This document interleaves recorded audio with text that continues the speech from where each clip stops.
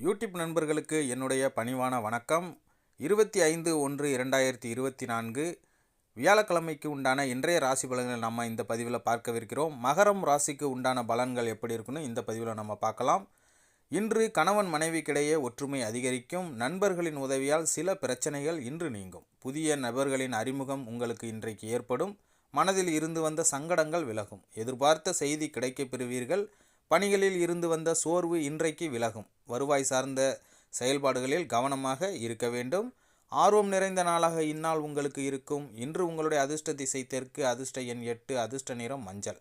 உத்திராடம் நட்சத்திரக்காரர்களுக்கு இன்று ஒற்றுமை அதிகரிக்கும். திருவோணம் நட்சத்திரக்காரர்களுக்கு இன்று புதிய அறிமுகம் உண்டாகும். அவிட்டம் நட்சத்திரக்காரர்களுக்கு இன்று சோர்வு விலகும் நாளாக இருக்கும்.